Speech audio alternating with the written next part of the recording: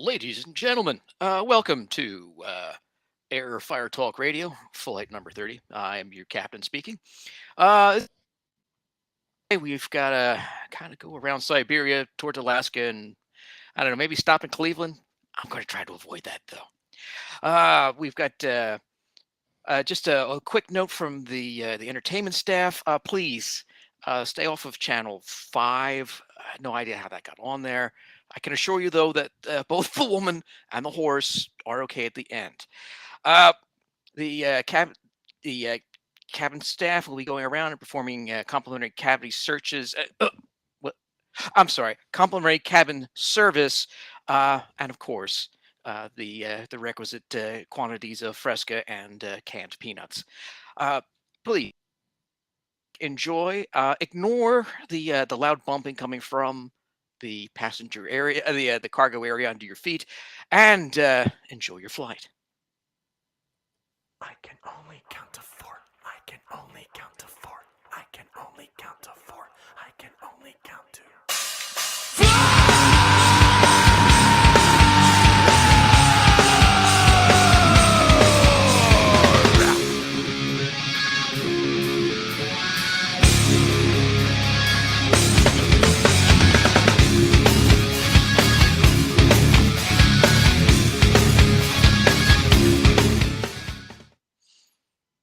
Wow, that music was really loud in my headphones. Are you Sorry, complaining? what was that? I couldn't hear you. The music was really loud in my headphones. Yeah. The music, it was loud in my headphones. Well, I mean, it happens. For once, we have Ryan speechless. I lost myself on Sean's introduction to the show. That was mind-numbingly funny. I will give you that. You're disappointed you're not getting a cavity search, aren't you? I don't want a cavity search, thank you. Oh, come on, I'm, they're I'm so coming. fun. I'm coming around to 40, and I already know that's going to eventually happen shortly. So let's not. Did I ever tell you when I got detained by TSA in Amsterdam? This is one of those stories that ends with and 15 yards of greased chain and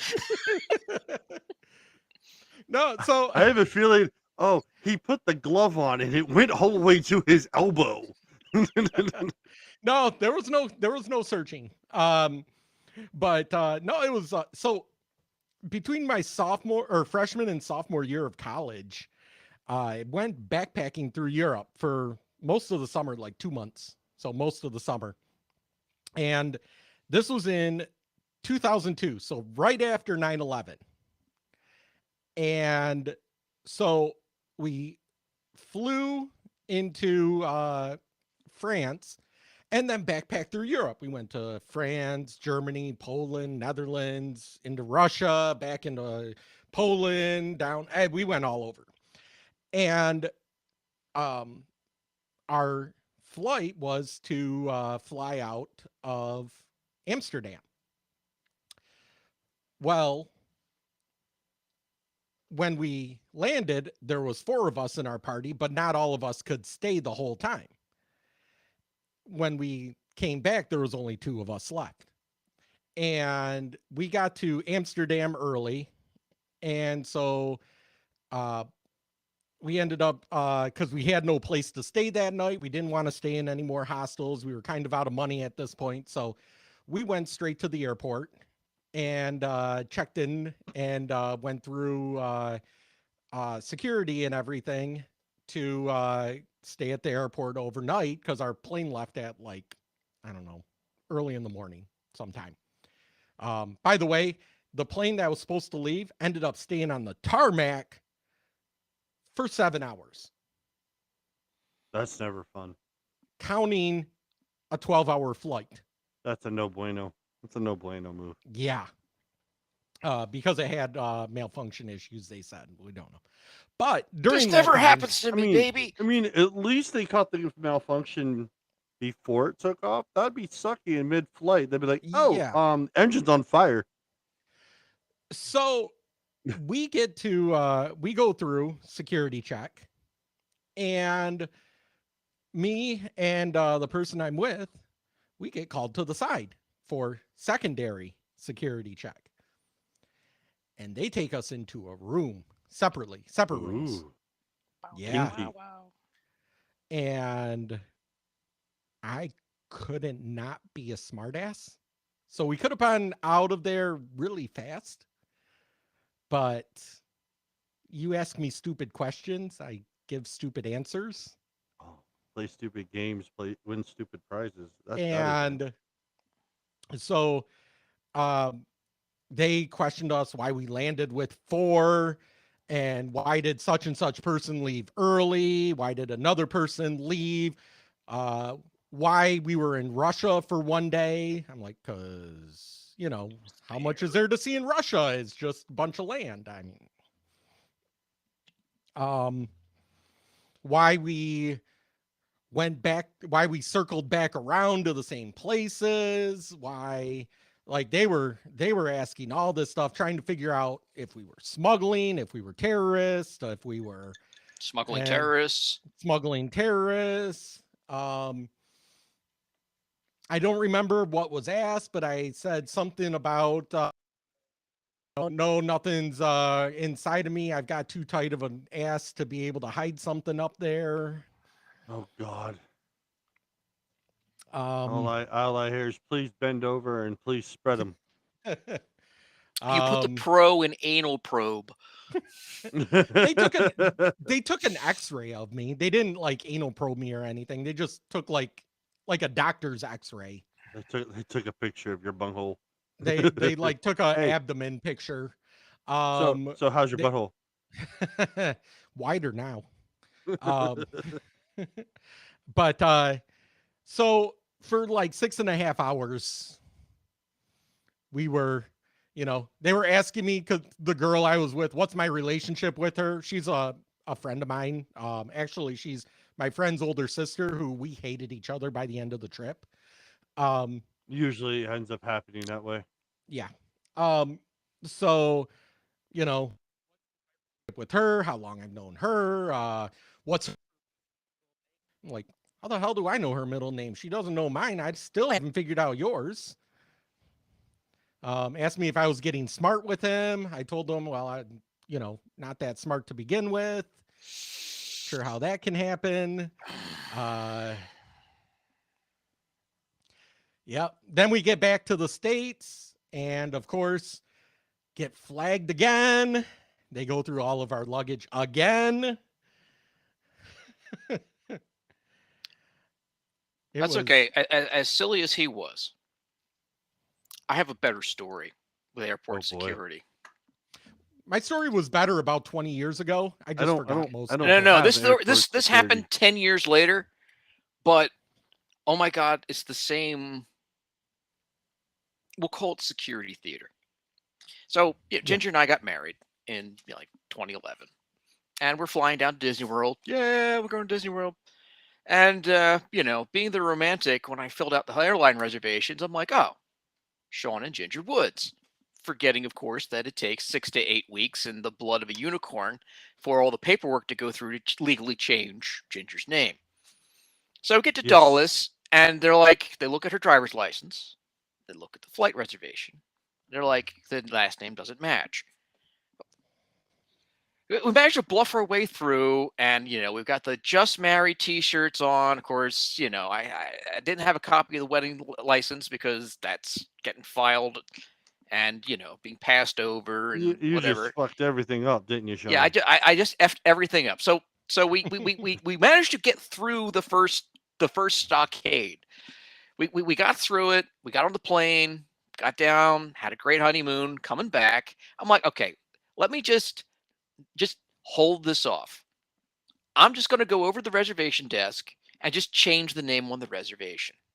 Oh no. There was latex gloves involved by the end of it.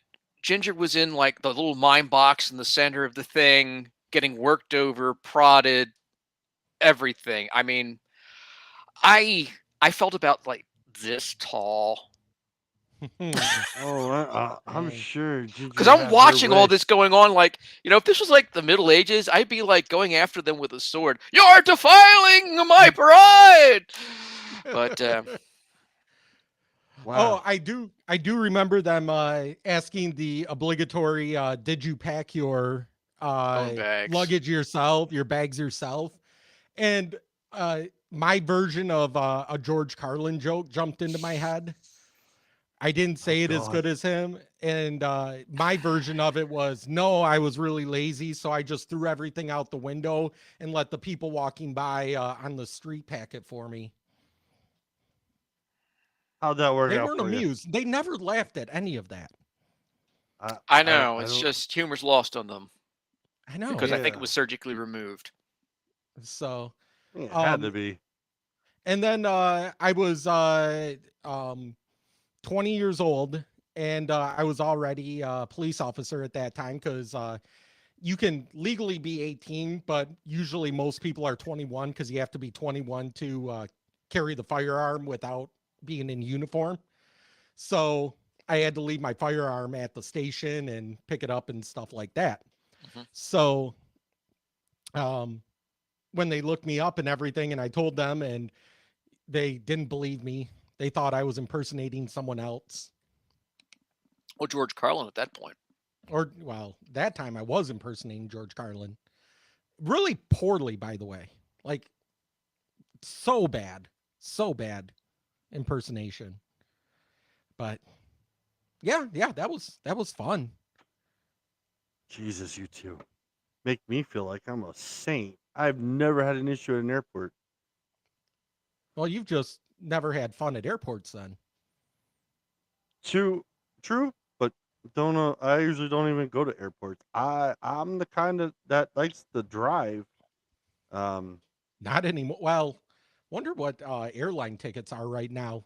I don't even want to If talk about gas it. prices are this high, I'm sure airline tickets went up. Most likely, but let's get into some information here. So this is Fire Talk Radio episode 30. Um, it's just me, Sean, and Jason this evening. Andy is stuck somewhere in numbers. Um, if you ever want to leave us an email, it is firetalknetwork@gmail.com. If you want to leave us a voicemail about any of our topics, it is 814-380-9820.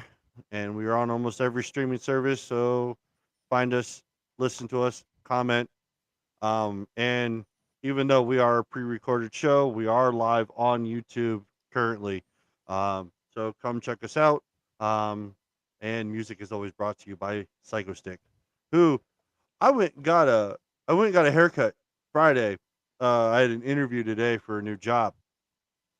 The guy was playing Psychostick No in way. the in the uh in the barbershop. And I was like, hey, I know those guys.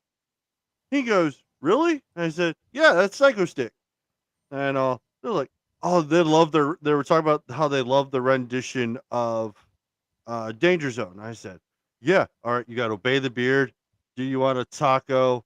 Um, Bruce Campbell. And then we use the song Numbers for the radio show. He goes, yeah, it's awesome. Yeah, radio show. Holy A small shit. plug. I'm sorry. I'm sorry. Go ahead. Go what? Oh, keep going. I'll Oh. post it when you're done. I'll. um. So, dude ended up giving us like a small discount. Like he knocked like $10 off my bill, which then I turned around and put that money back on as his tip in the end. But overall, I mean, I have to say I'm gonna have to come back and check out his barbershop again. Oh, we got airline tickets, huh? Hmm. I chose a city that's close to each other, so I chose Flint, Michigan to Detroit, which is like a. It says here it's a 3-hour flight or a 6-hour flight. It's like a 2-hour drive. Yeah. Ew.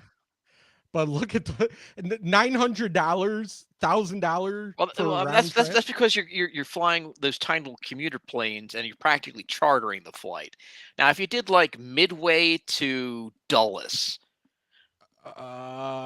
Okay, so let's do. No, don't go to Dulles. Go to Reagan. Reagan's a better airport. Yeah, but Reagan's you're stuck on the commuter lines because the runways are so short. The only thing to No, get in this and is out of there's a true. 737.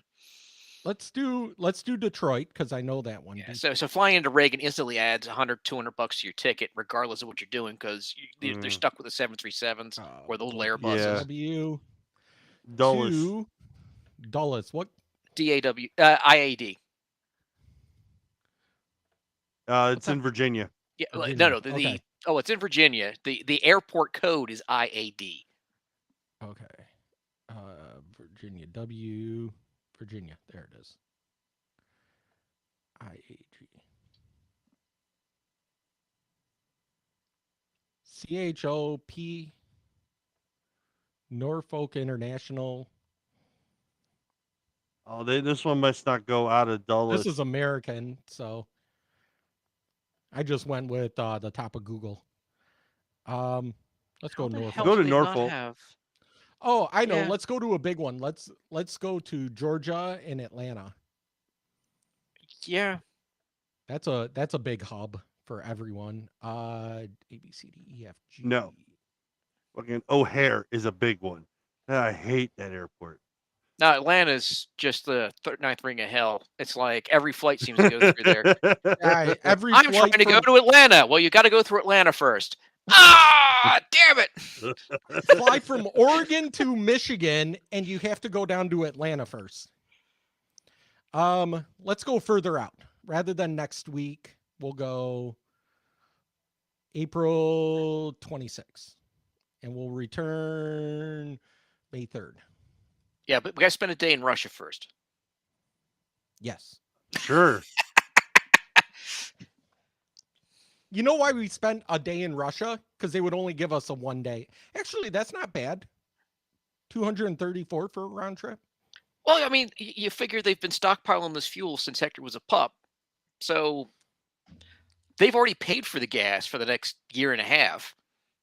Yeah. I know in 2008 when the gas prices jumped then and we had to fly back from Oregon to Michigan, the first one that we took wasn't that bad. The second one that we took like 6 months later, it jumped up like $600 Yeah. a ticket.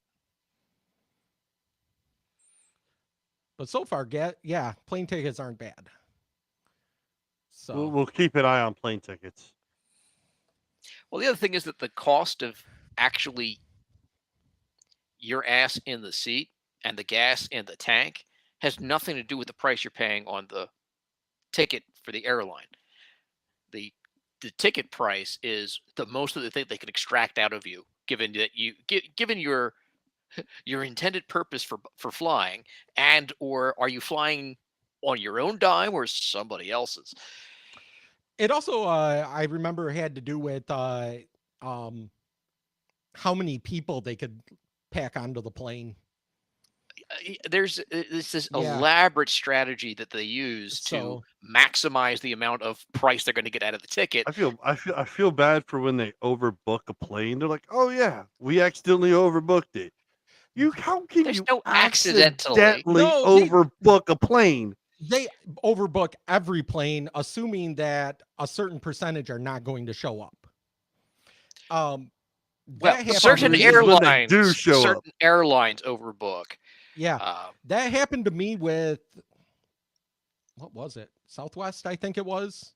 Northwest, one of the Wests. And it actually was awesome for me because I got a free plane trip on my next trip because they wouldn't give me a refund for that trip taking a later flight. So Kelly went back on a separate flight than me. But on the next flight that we went back, I got a free trip. Yeah, back when it was like nuts in the early noughties, I kept thinking it would be great to just book a vacation and just get bumped and get that free hotel wherever you ended up, and then just get bumped and bumped and bumped and bumped. But I never got around to it. I feel like I've missed something. I mean, it's not as bad today. I don't think you missed There's anything. laws against what they used to do back in the early noughties today. Well, and they didn't even like tell you when we did it. This was at Portland Airport. They didn't even tell you like, oh yeah, you're not on this flight anymore. They basically said, hey, we overbooked. We need so many volunteers that can take a later flight, and you'll get a free ticket on a later date. Mhm. And I told Kelly, I'm like, are you okay flying alone? Because we fly back to Michigan quite often, at least 2 or 3 times a year. So this will save us like, you know, At seven, eight least hundred one ticket. dollars. Yeah. Eh. So it was cool. I think I got there like 2 hours after her because mine was a direct flight and hers had to go through Atlanta. So she went down to Atlanta. I was a direct flight, so mine took like all of like 6 hours and hers took like 9. But because she left before me, she only got there like a couple hours before me and just stuck around. Good timing. Yeah. Yeah. So that was before Chase was born. If we had our son with us, I don't think we would have done it. Probably not. So All right. So let's get into this. So what do we want to talk about first? On the docket, talk a little bit about the gas issues. Companies leaving Russia. The U.S. government is trying to create a digital currency. let's talk about the currency. That's a weird one to me. Yeah, we can do the digital currency first. Yeah, I think we all have something to talk about with that in some way, shape. I could never get into like crypto money because I always feel like I one, it ups and downs so well much, and then that two, I think it could be stolen easier. it's so the thing with the ups and downs is until it gets more like when it comes to like Bitcoin or some of the other big ones, until it gets adopted more, it's going to fluctuate a lot right now. I have to tell you something about Bitcoin That'd be great because I know nothing of and Bitcoin. I've Ethereum. always been curious. So Ethereum, thank you. That's the other one I was yeah, thinking There of. we go. so what people don't realize is from a technical standpoint, they started off as a giant con. The first few, so they work by having a cryptograph. So you've heard of crypto mining? Yes. All right, what they're doing is they're searching for factors that solve an equation, and Yeah. only certain magical ingredients do it. And it's very hard to predict where those numbers are going to be, and so you kind of have to brute force it. And when you get one of those mystical tokens and you register it, you have a Bitcoin, which is one of these magic numbers. And the first person to find it and discover it and register it has control of that Bitcoin. And a bunch of the other cryptos work along that same principle. If you've ever seen sneakers, same thing. Yeah. I love sneakers. Sneakers was great. Not real, but great. Actually, it wasn't that far off. There was a little bit of whatever have Better you. than hackers. That's not saying much. My So- son watched Hackers for the first time and he's like, Oh, is this God. really what hacking's like? No. No. All right. No. Well, getting back to it. So, because there's only a finite number of these Bitcoins out there, they have a system of accounting so that you can kind of sell it off in chunks. And who's Yeah. controlling which chunk is managed by something called the blockchain. And so what the Okay. blockchain essentially is, it's like, you pick up a museum piece and they've got the provenance of, oh yes, Benjamin Franklin bought it, and then his daughter spilled grape juice on it, and it was given away to so and so, and it sat in a garage. Just the The chain nice of little custody. ledger of it. Okay. So the person who finds the Bitcoin starts a new blockchain, and the Bitcoin can be divided up 8 ways for Sunday as it goes through its little,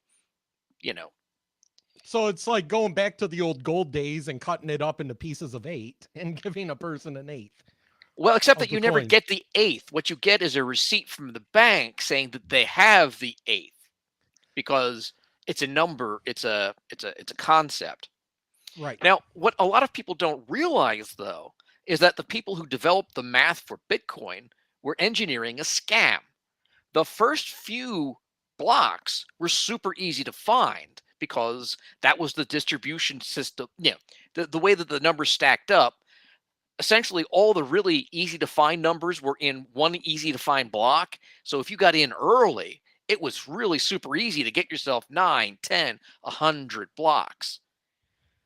But as the number space opens up, the solutions are getting rarer and rarer and rarer and rarer, requiring more and more and more calculations to find and prove them. That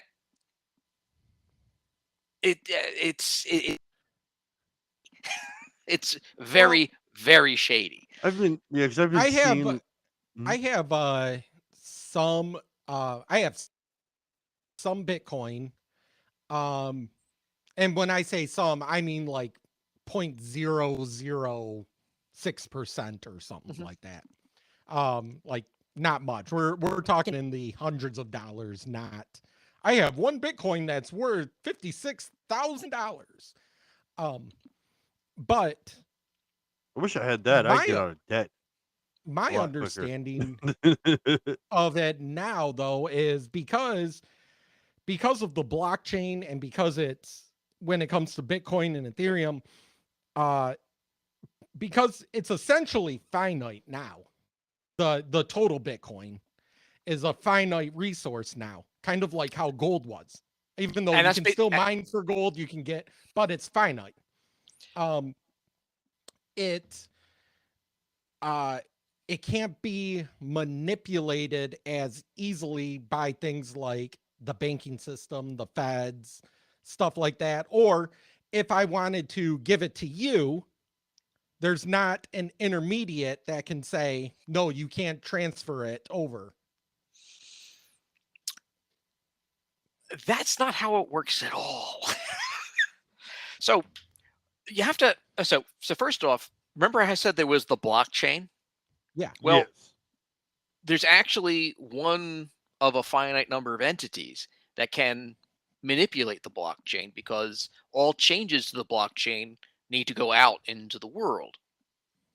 But aren't So there multiple people that verify that blockchain? Isn't they that the point of copy the these? blockchain, they don't verify the blockchain. Just like you can have sites that mirror the New York Times, but the only way you really know is if you go back and check the original. And so there have been several cases where copies of the blockchain have been manipulated slightly. And let's just say that few people's Bitcoins ended up in somebody else's pocket because the copies that that person made reflect what they want the picture of the world to be. And because it's everybody's making copies and comparing everybody's copies against something, yes, it's very hard to introduce an error or not have it detected. But once you do have copies that have diverged, you really can't point back to the authoritative source on, well, who made this change and why. You just simply Ugh. see an annotation on this Bitcoin that See, came out of this pocket, went to this pocket. seems too goddamn confusing and easy to steal shit. And that's exactly what it is. Well, now take that to the Fed coin, or what are they calling it? They're just That's- calling it a U.S. digital currency. Yeah, US That's what they're digital gonna call it currency, currently. but kind of the colloquialism is the Fed coin. Yeah. Yeah. Now there's a couple of advantages that the feds would have over a community when it comes to issuing. So, like the federal government wouldn't be limited to these weird prime whatever have yous, because they could just simply start at serial number 1 and go to infinity, because what they would have is an issuing authority that would say, okay, I have issued this Fed script to this person. And because they would also be their own blockchain, they would basically use the same technology or something similar, but they would have, $1 trillion in circulation or $1 trillion Fed script in circulation. Yeah. And they would just use the same technology to figure out who owns which of the Fed script.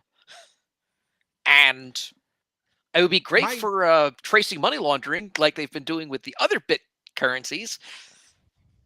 My question with that's the thing with Bitcoin is initially it was used. I think it's still probably used on the dark web because everyone thought it can't be traced. Well, now they're finding out, oh, it's traceable.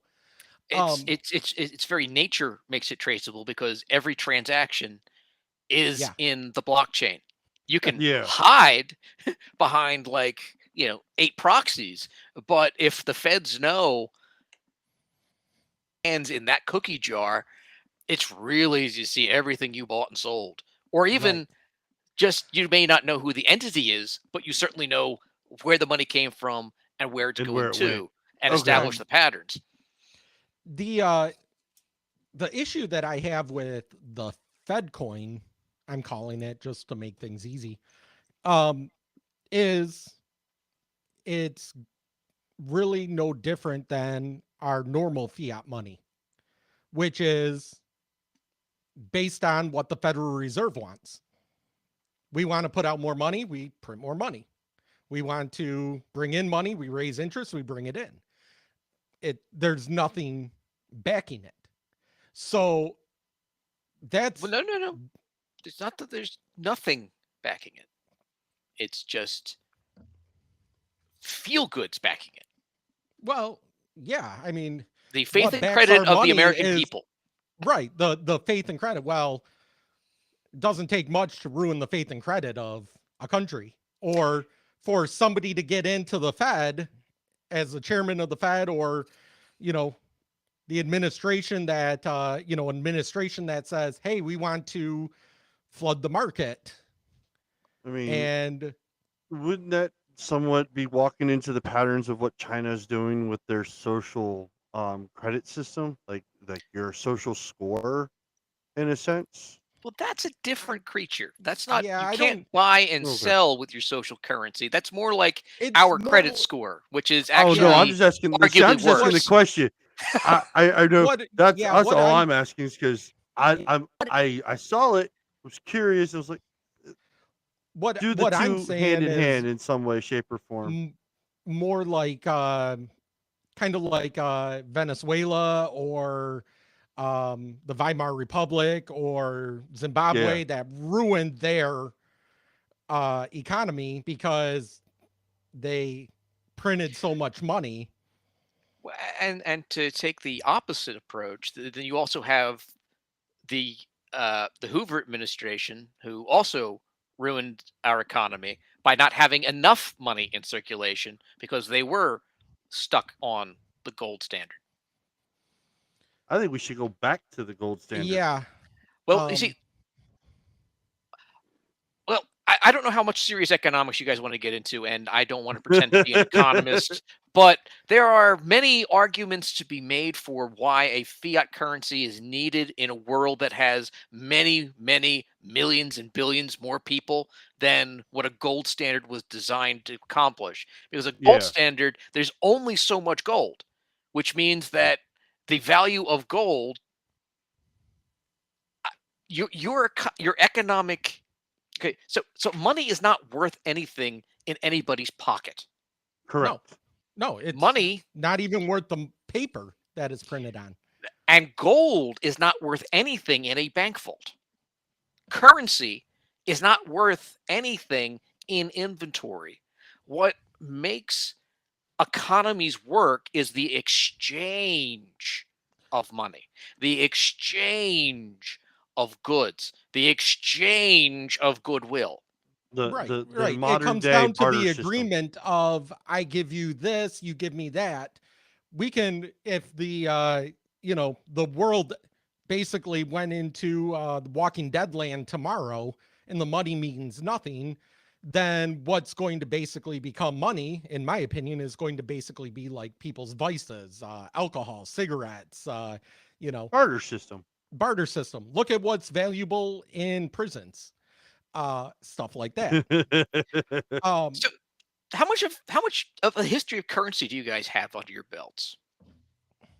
well, I mean, I've taken economics classes. I read up on it. You Yeah. know, So what I've do you got think? the basics. So what do you think the first currency actually was?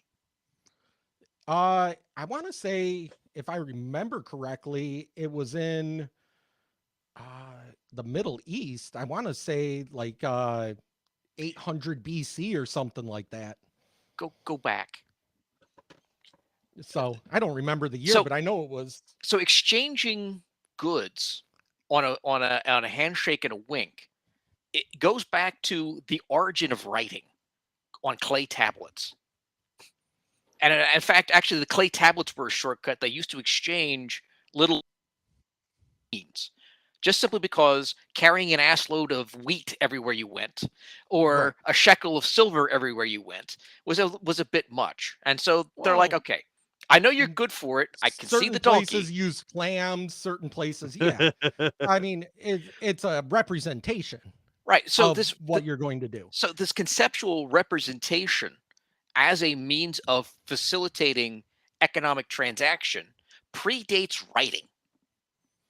And that's all a dollar is a representation that we all agree on. And all But the thing, gold does is limit how much of that is in circulation, which works great for the nobility. It works great for the rich, but it really sucks if you do not have enough little gold dust bits in circulation for people to buy milk or eggs or hire a babysitter. And that's why fiat currencies came about. well, but again, when you talking about fiat currencies, it can go the other way, and it has gone the other way, where inflation has. I mean, look at right now, our inflation is already at what 7.5% in the last year. So when you're talking about taking a cryptocurrency where I agree with you, whether it's Bitcoin or me and you come up with some other cryptocurrency or some other form of currency between us that people agree on and say, this is what we're agreeing on, and I'm going to exchange it with you, or a fiat currency where the people at the top of government can say, hey, we're going to print, or in this case, digitally print, which is basically what they've been doing anyway, because most of our currency in the United States isn't even tangible. Most of it's digital anyway. So adding a cryptocurrency to our digital currency anyway doesn't make sense to me. But by doing that, you're not changing the system. Where Bitcoin in that changed the system was that if I wanted to give Ryan money, I have to send Ryan money. I can either drive down to his house and give him cash, which again is fiat, or I take it through my bank in some form of it or another, either through my debit card, my credit card, or something, wire it to him. It goes into his bank. Through his bank, it goes through and gets into his account. And having a Fed coin is just that same process. Well, it's like sending him something over PayPal, only not having to use your credit card or PayPal. Right. But It's but with when it comes to Bitcoin or another type of cryptocurrency, use these the truckers in Canada as an example, when the banks froze the assets of the people that were involved. In fact, they froze the banks of a person that donated $50. There's a story of a woman that got her bank frozen. that So was yeah, but I remember that also getting walked back like immediately. Yeah, No. a because there was lot of more the to that story. That yeah. one didn't. That one didn't get walked back for a while. The If it lady with did the at all, 50 I probably haven't heard of. didn't, but the truckers got walked back the same day. The judge came out and said no, that they can't do that. But the So fact that they did the it lady may have fallen through the crack, so she probably didn't get it right away, but she would eventually have gotten her money back. right away, not Or that money. Her bank was or frozen. oh Her bank account was frozen. She wasn't able to buy groceries. yeah, then that's just And an that's the error. problem. And that's where Bitcoin and other type of cryptocurrency comes in. Because if I want to donate to a cause, I can say, yeah, I'm donating directly to your cause. I don't have to go through my bank and have them say, oh, we're freezing this account or we're doing this. I can say I'm giving you, even though I can't drive down and hand you, Yeah. money, physical money or physical gold or physical something, I can still send it to you digitally. Now, when you get the Fed coin in there, you're still playing with the same people as you would be if you were to send it over PayPal or over just a wire transfer.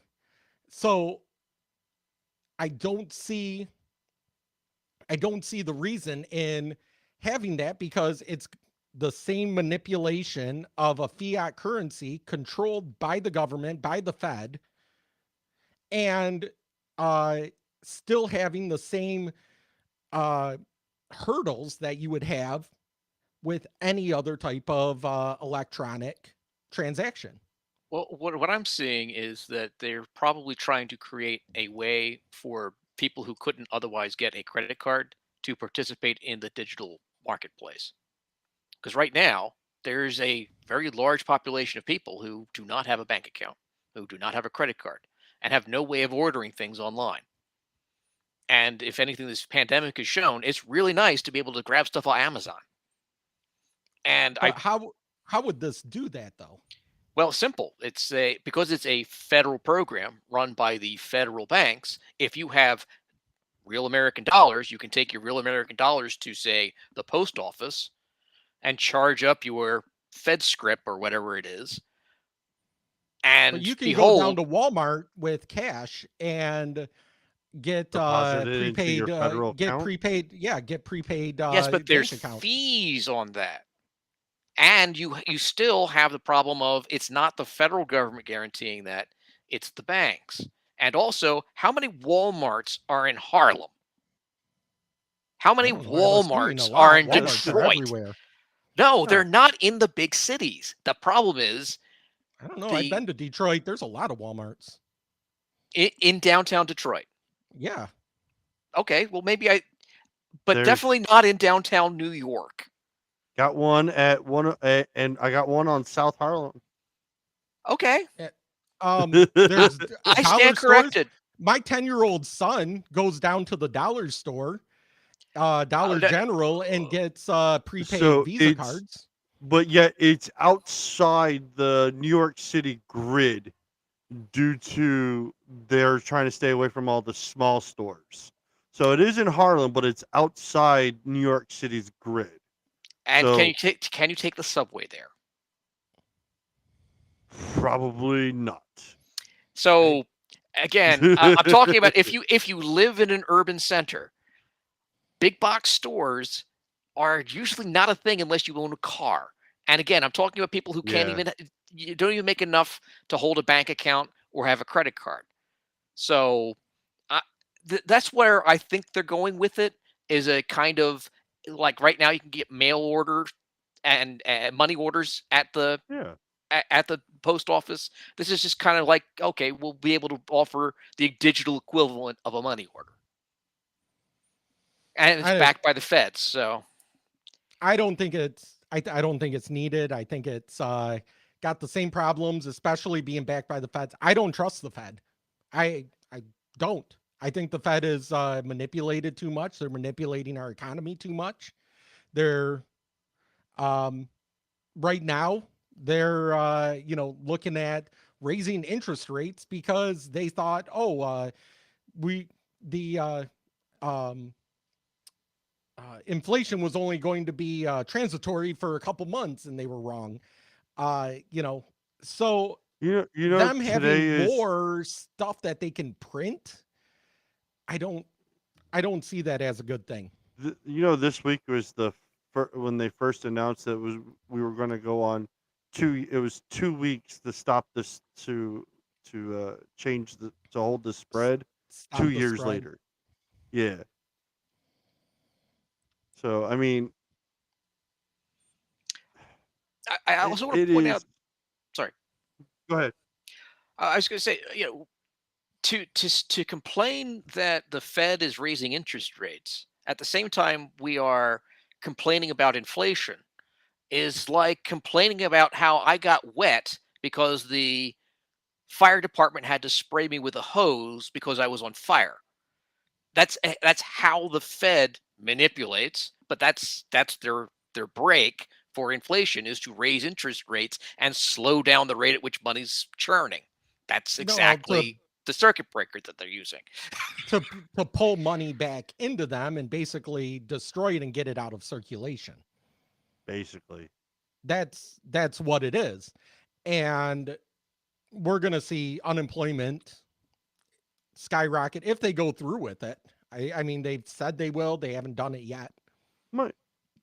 Yeah. But the No. thing is I think just having another vehicle for them, they don't need another vehicle. I'd much rather see more cryptocurrencies. I'd much rather see more ways of getting around the Fed than actually depend on the Fed.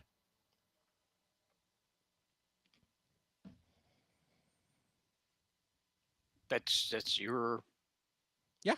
right and opinion. Heaven help us. This is a free country, and I don't agree with you, but I back you 100% on what you feel. I'm waiting for Ryan to say something, and Ryan's like looking down like he's falling asleep. No. I was reading. Something came up on my phone. I was reading. My apologies. It's I all right. wasn't falling asleep. I was just reading. Yeah. Um, Now, for my part, I view that it's the government's job to come in and perform vital services that the industry either has a natural monopoly on or has no interest in economically running. So things like currency are very terrible if you don't have somebody with at least, the cachet of the federal government operating or central government or whatever government. I mean, we had a point in our history where all 13 states printed their own currencies, and oh God. it was so terrible they all came back together again and decided, Mhm. let's make a strong federal government. This was Mhm. this was the same guys who like rebelled against England. They had so much fun doing their own thing that they made the Constitution almost immediately after founding the country. I'm Yeah, but just they putting they that out did it there. so it wasn't just like one hierarchy. I mean, they did it with the checks and balances systems, which is that makes the constitutional republic of our country so much different than the traditional monarchs and traditional democratic countries. It makes it to where a lot of people want to see it succeed, but a lot of people are like, well, let's see how this goes now. The fact that the United States is marked, and that this is where it's going to be weird, has made it past the 245 years. Because every great empire usually crumbles by 245. Look at Rome. Look at Great Britain. Look at some of the other ones in the Middle East. Look at Egypt. Usually they make it around the 245 and they crumble. The fact that the United States is still here and we're still trying to still make it work and not change and adapting a new program has to say something that somewhere that we're trying to make it work. Well, I would actually say that it's not the problem.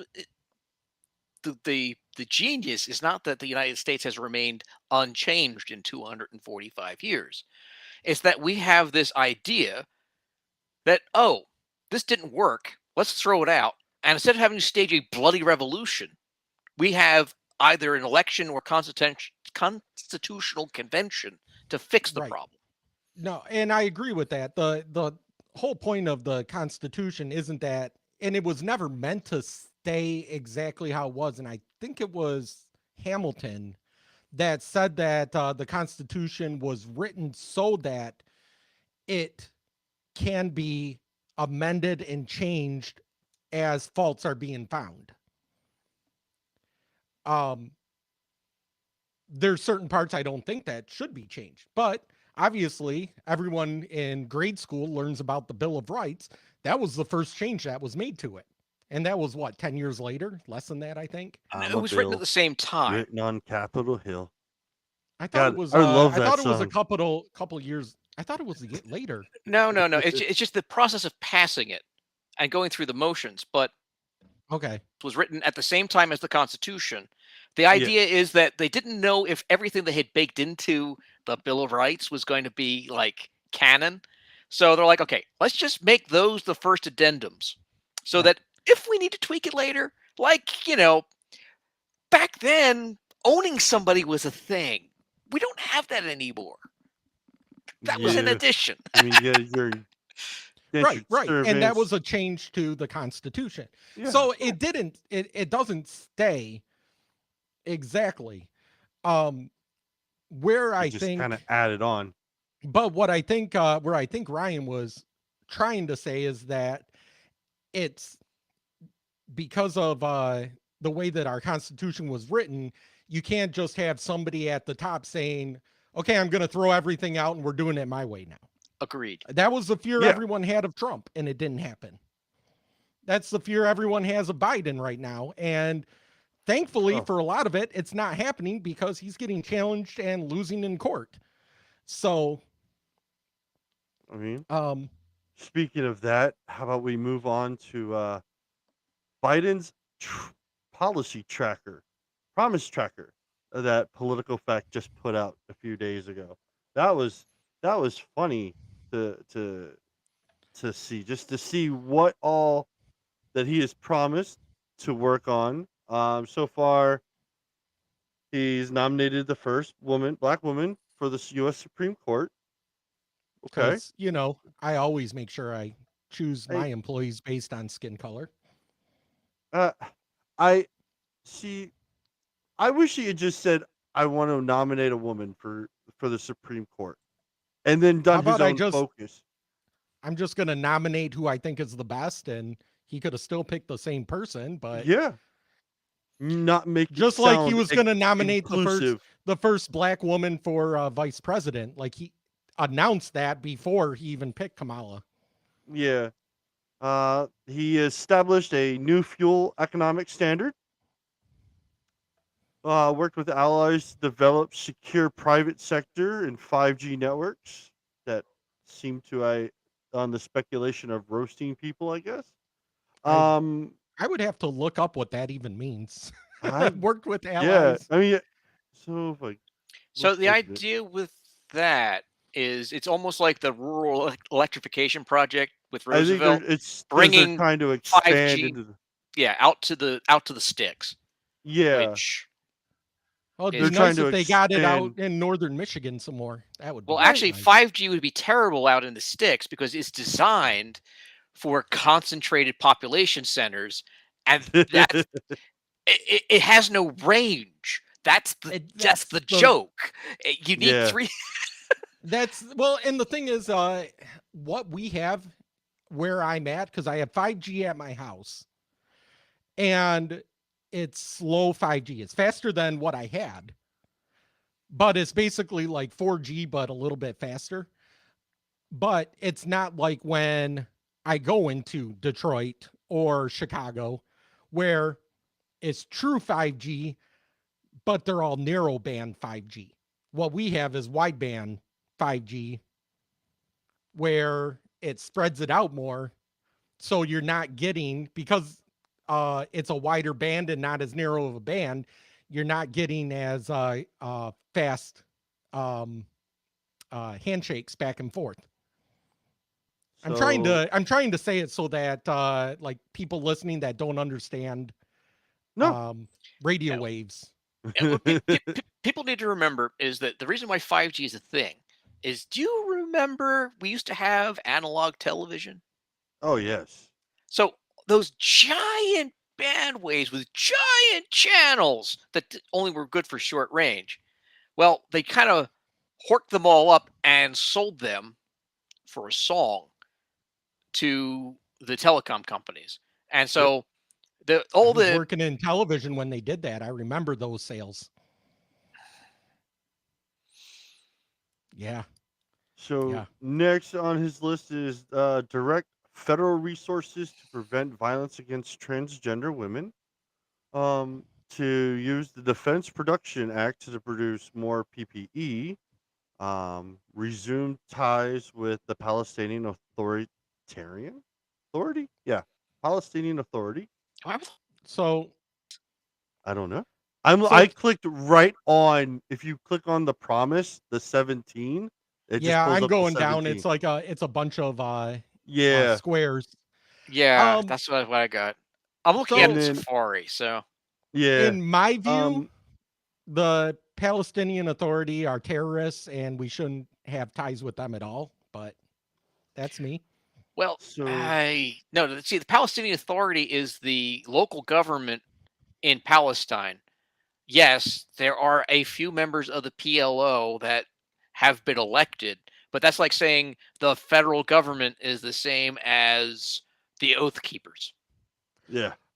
Well, the thing is the Palestinian authorities are the ones that, I mean, to put it bluntly, you can be Palestinian and live in Israel and be perfectly fine, but if you're Jewish and live in Palestine, you're getting arrested. I don't think you're quite savvy with Israeli I'm- politics, because You might it wanna kind look of that sucks up. to be a non-Jewish resident of Israel, especially if you've got relatives outside of Israel. How many people live in Israel that are not Jewish, would you say? A good many of them, actually, because Yeah. they were kind of there at the beginning. So how many Jewish do you think live in Palestine? Quite a few, because they keep moving in. So roughly 25 plus percent Palestinians live in Israel controlled area.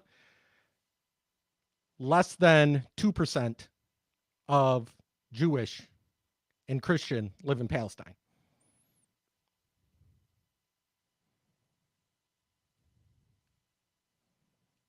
Okay. I am not familiar with the population I- demographics. I am just I read up, I follow that area. All right. I completely agree with Israel. I think what they're doing is amazing over in that area, and what they have to deal with coming from the bombings and the attacks from the surrounding nations, especially the Palestinians. Yeah.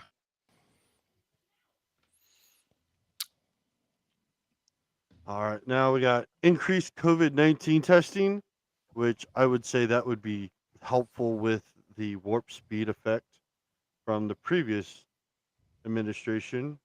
We have the rejoin the Paris Climate Agreement, which I honestly think that is a terrible idea. It's a nothing agreement. Created it's a a- bipartisan commission to consider reforming the Supreme Court. That needs to be left alone. It should stay at 9 and left alone at 9. I think 9 is a Um, good number. Leave it there. You know, no reason to change it. The one thing that I think a small minority of Republicans will agree with is having term limits for the judges. But I also remember in some of my law classes that the main reason that they don't have term limits, that they have lifetime limits, is so that there is no political influence whatsoever on the judges once they're in office. I doubt that's the case. I'm sure they all have political influences, but Oh yeah, that's the they're whole they're point of supposed having to be them. biased. Everything is supposed to be biased. I mean, yes, but who knows Well, from person to person. from my perspective, all this talk about the traditions, this has always worked, goes out the window when you have the president pro tempore of the Senate who refuses to even hold hearings for a president to be able to nominate a Supreme Court justice for damn near a year at the end of his term. Well, they were going to vote it down anyway. Vote up or down, that's fine, but not to hold hearings? That's completely messing with the third branch of government. And if you're going to play those games, make the court 13, because that's the only way we're going to water down the fact that Trump pushed through 3 candidates that was in 4 years. But Trump was able to push through 3 candidates because of the Democrats in 2013 when they eliminated the filibuster for the voting. And they had to eliminate the filibuster because why, everybody? Everything was vetoed. Not vetoed, filibustered. Filibuster. Right. Yeah. So exactly. because the filibuster was misused. You can't right. blame but now Trump for using a strategy you can't blame Trump for using the previous administration something that put into the effect. Democrats put in. How many people did Obama sit in 8 years in office? How many? I have to look up numbers. I don't remember numbers. And Trump managed to sit more than that in 4 years. And one of those persons, he managed to flip around and nominate and seat in 6 weeks. When on the previous guy, same guy in charge of the Senate, said, "Oh no! In the last whatever, I want the voters to be able to speak." So it was a dumb argument on the point of what's his name from Kentucky, Mitch McConnell. It was a dumb argument, on the point of McConnell using that to justify it to the public. In reality, they didn't have the votes to nominate anybody that Obama was going to nominate. Except that Obama asked, okay, who should I nominate? And McConnell throws out the name, how about Merrick Garland? Thinking that was going to be a no-brainer. Who did Obama nominate? Well, I'm glad Merrick Garland didn't get in. It was Garland. And he still didn't get a hearing. Not even a hearing. So what? Not so what? So what? So the reason why we've got a commission is because you've got the majority of voters of the United States who do not get a say in an entire third of the federal government because of freaking reindeer games played by the Republicans for purely partisan reasons don't forget the voters also voted in the senators that would have had to approve him. So it's not just that the voters voted for Obama in 2012. They also voted in senators in 2012. This is why I believe term limits should be allowed for senators and for House reps. I do think senators and House should have term limits. I don't. The thing is regardless of what excuses for Garland were used, he didn't have the votes. He wasn't going to make it through. In 2013, the Democrats are the ones that removed the filibuster on federal appointments. Had they kept that in place, because they were so short-sighted, had they kept that in place, then Barrett would have never been able to get pushed through in 6 weeks. That's exact. Actually, it was McConnell who eliminated the filibuster Schumer on actually Supreme It Court was eliminated. nominees. Schumer. It was It Schumer. was No, Schumer and Schumer- Biden who Schumer. actually eliminated. Schumer did it took for it off all for federal federal judges. judges. May I finish? Schumer took it off for federal judges because at that point, nobody was getting a hearing in 7 years that Obama was in office. But it was McConnell who removed the filibuster for Supreme Court nominees. He used No. their removal of it as the justification that a Supreme Court is a federal judge. Except that they're not. They're the They are. third branch of But government. that They're was federal the judges. justification that was used. The- That's the issue. The Supreme Court is a federal judge. They're the highest federal judge, but they're a federal judge. That's what they classified them as, and that's what they are technically classified. So whether they're Granted, they're if- the lowest federal judge at the district level or the appellate level or the Supreme Court level, they're still a federal judge. So it was the Democrats that did that to themselves. It's unfortunate, yes, and that's why, and that's where Mitch McConnell took advantage of the situation. Do I think it was right? Not at all, but it was used. It was Right. used the way they needed it to be done. Unfortunately, Biden, correct, it was not able to get an appointee where he should have had the appointee because they allowed the wait for Trump to make his first appointee based on the election. In the fact that Senate did not have the votes on the Democratic side to, even if Biden or if Obama had actually pushed through one, they would have never had the votes. It just happened to be that way in the end. When Trump was coming to the end of his term, yes, he was given the ability to elect somebody else because the votes were in the Senate still before the new election had been finalized. They were able to push it through. That is all what happened. And I mean, timing is it's all it not- was. I want to make a it was all bad distinction here. timing. I want to make a distinction that you do not vote for Supreme Court justices. No, but The you vote president, for the may I senators. finish? The Constitution says that the president nominates a Supreme Court justice and the Senate approves. That's Which is different. Approved by a vote.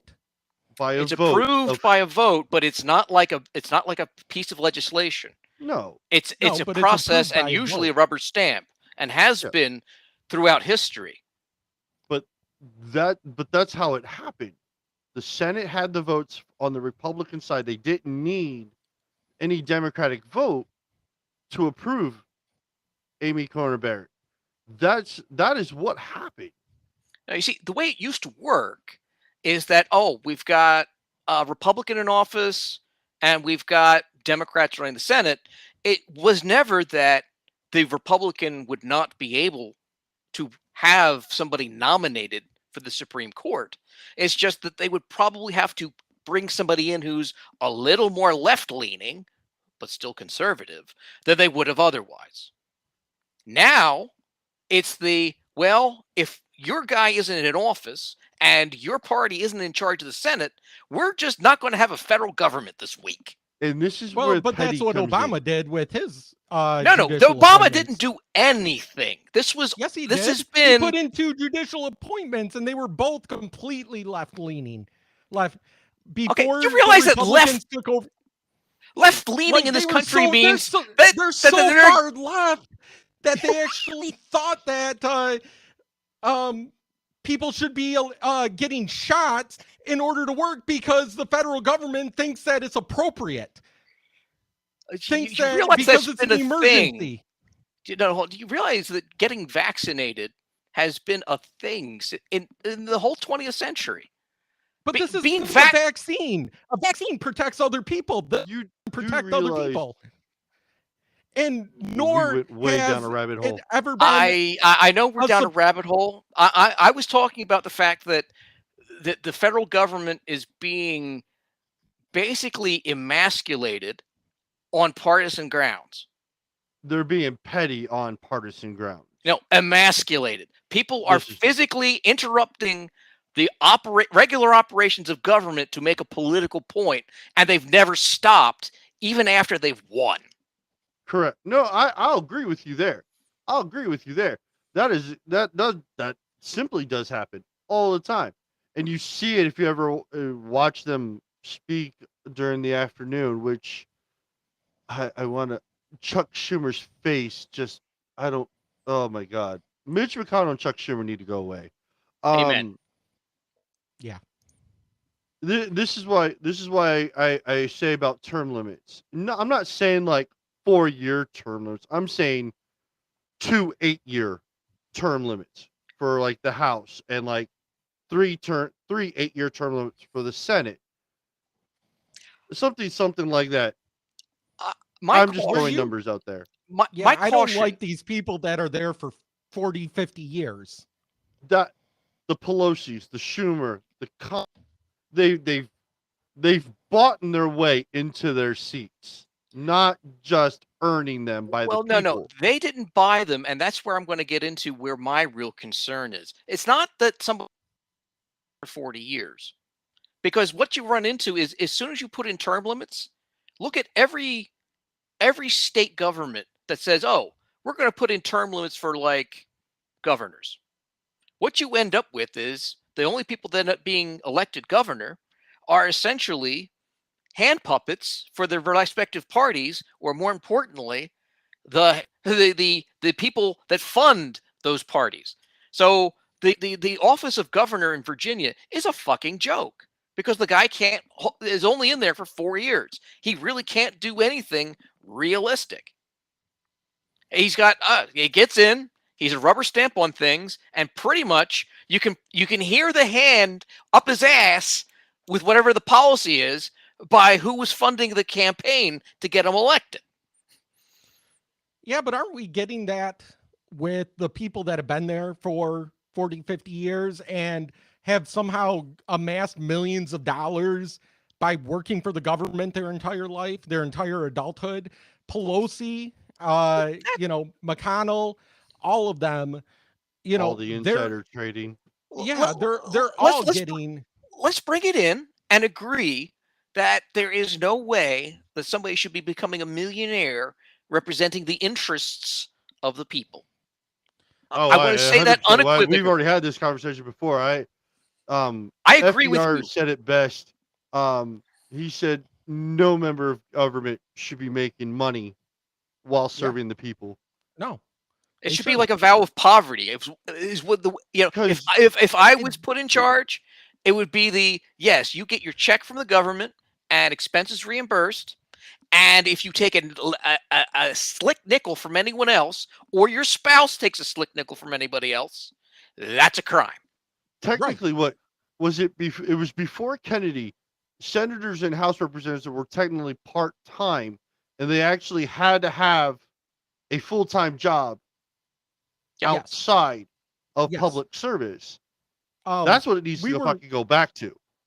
I'd have to go back and read the Federalist papers, because I can't remember who said it, but one of the writers of the Constitution said that the point of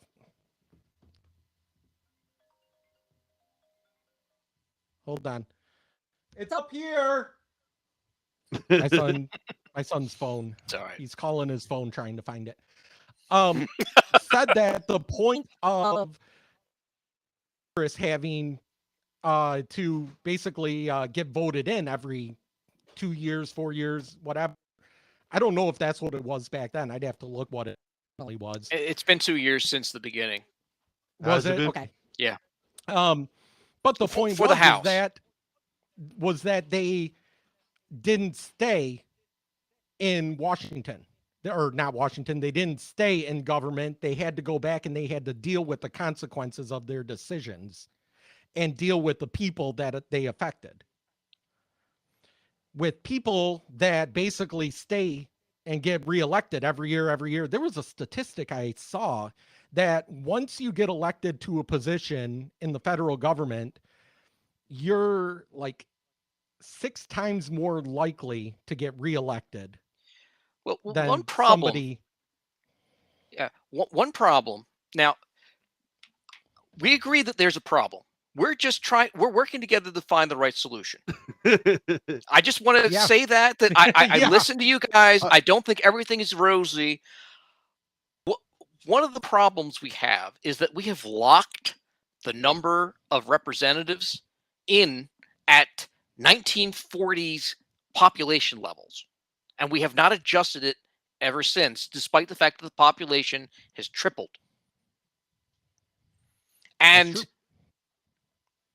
most of the shenanigans we see are because it is not some guy who's running in a district with 40,000 people in it, where you can actually plausibly go into your district and know all the people and know all the population centers and actually interact and get letters and have somebody. Hey, I need somebody to recommend my kid for the Naval Academy or something. That doesn't happen in this day and age because one representative in New York might have 5 million representatives, not And 40,000 like in the 19th century. and like Andrea AOC. If I try saying her name, I always butcher it. Andrea. Ocasio-Cortez. Thank you. She is kind of an anomaly in that in New York, she beat an incumbent, a longtime incumbent in the primary. Mm-hmm. Yeah, but she just got polled as one of the most useless congresspeople in the House. And it's mostly because the difference between somebody who can be elected versus somebody who can actually do the people's bidding in the House is not a Venn diagram that overlaps by very much. Right. You have to remember with the House, there's a reason they call it, what is it, the upper chamber and the lower chamber, or the upper. Yeah. The reason they call it the lower chamber is because, and the reason that every time my wife comes to me and says, "Can you believe this passed the House?" And I'm like, yeah. Because they pass things. It's a majority. It's a simple majority to pass things. So it's whichever side is in charge, they're going to pass anything and everything. Doesn't mean it's going to become law. I'd say probably 90% of the stuff doesn't, because each person in there has such a small role outside of, you have like the whip and you have the head of the, whatever. But almost everybody there is just, I come to work and I sit on my committee and what gets you reelected is the fact that, I voted for that. And you can go back to your voters and say, hey, I'm doing this stuff. Yeah, it didn't get passed, but I'm doing my job here. Right, exactly. So, we should probably switch back to us, because that's way more entertaining than the slide we've got up. Yeah, right? Yeah. Just go ahead and get that off. I'm just a bill. And shit, I'm back on. Yeah, right? Even that now doesn't work anymore. You looked at that? God. I watch that on YouTube because I homeschool. So I'm like, you know what? I'm going to show my son, because we were talking about government. And I'm like, I'll show him this. I remember this when I was little. And I'm like, okay, so that might have been the idea.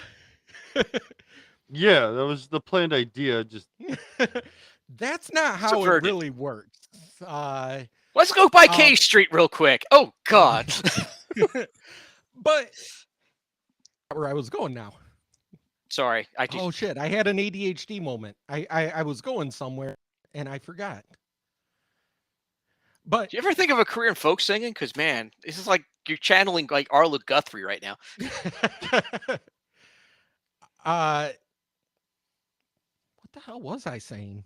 That it started off as, that's the ideal, but we are so far from the ideal that it can't be recognized. And Right. people are And falling back on it's tradition. Never mind that we have so subverted the tradition that we're screwing the bride on the day of. It's like, come well, Yeah. on. and the thing is it goes back. I can only really speak in my lifetime because everything else I just kind of read about, obviously. But, we're talking going back to the 90s.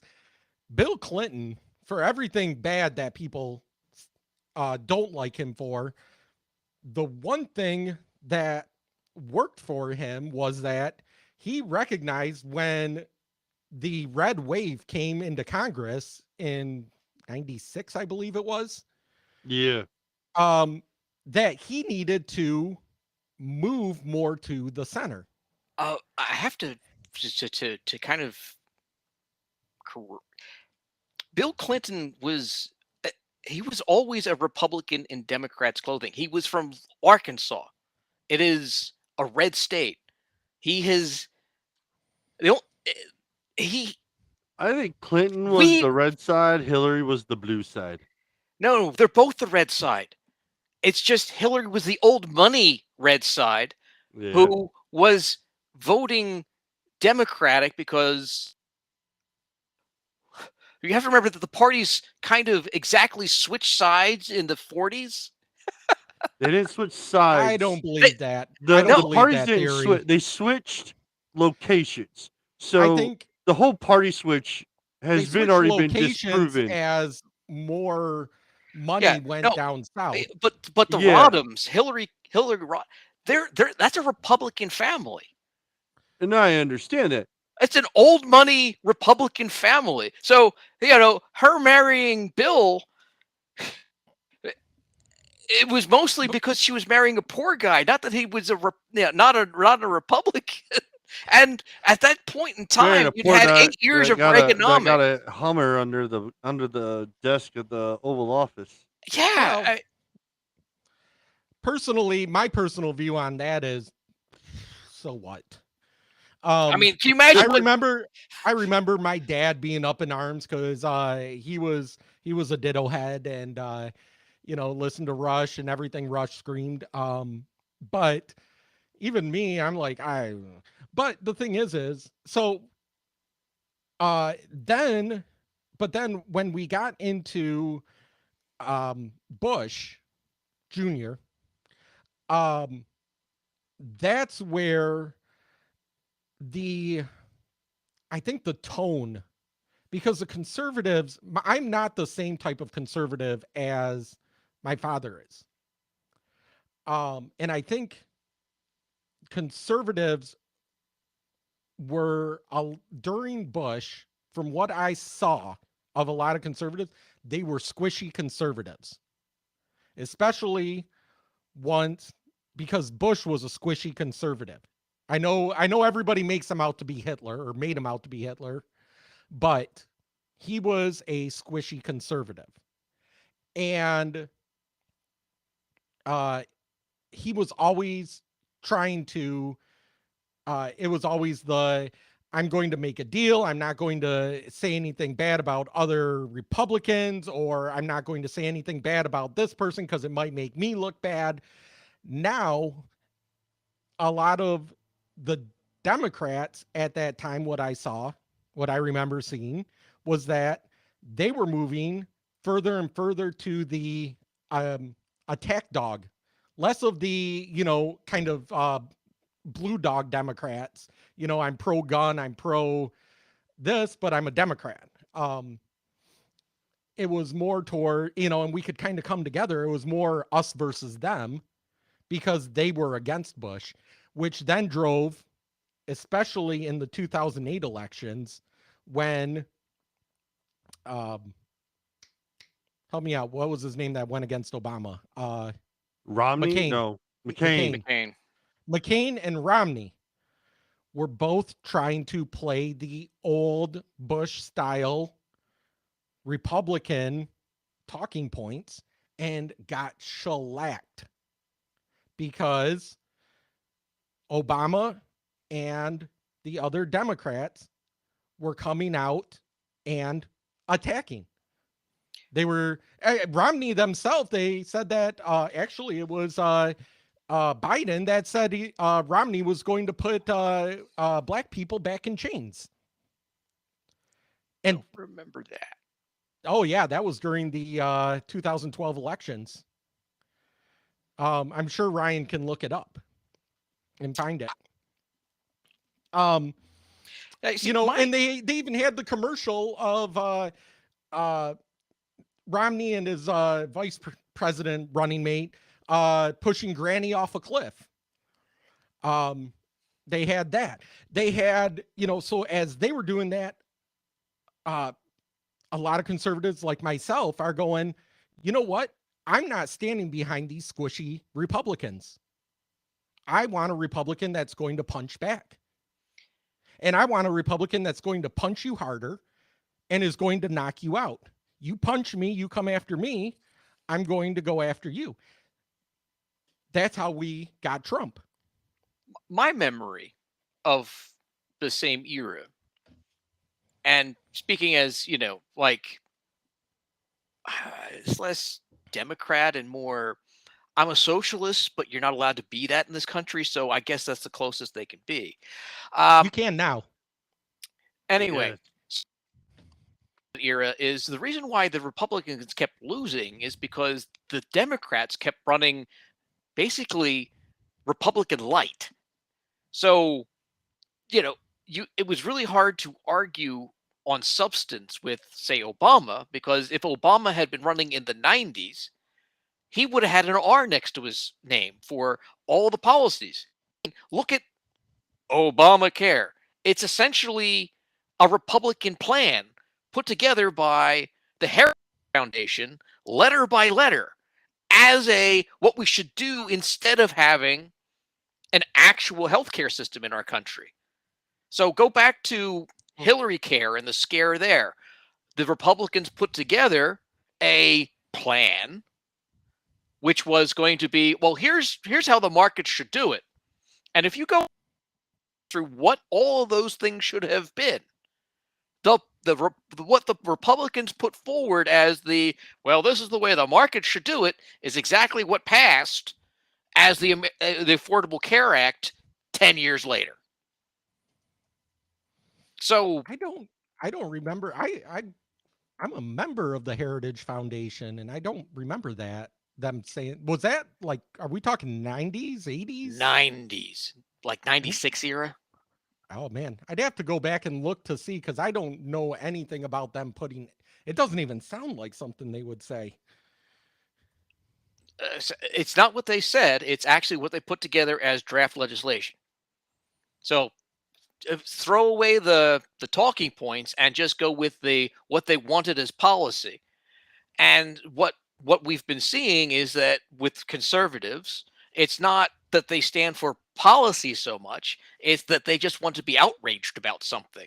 And that's what the defining feature of conservatism I don't know. seems to I mean, be. the leftists and the socialist Marxists like to be outraged. I mean, look at 2020 and with all of BLM. I mean, they burnt down cities for just a show of force for what? Which And they cities, literally plural, assaulted were people burnt down? There's a state, Minnesota. Well, Look what happened in Portland, Washington State. portions of Portland. Portland. A block in Portland outside of a federal court. It was No, it was that still was what attacked was on a nightly that basis was there for was months. more than that. Well, there were attacks going back and forth. Kenosha. Yeah, Kenosha. Kenosha was on fire.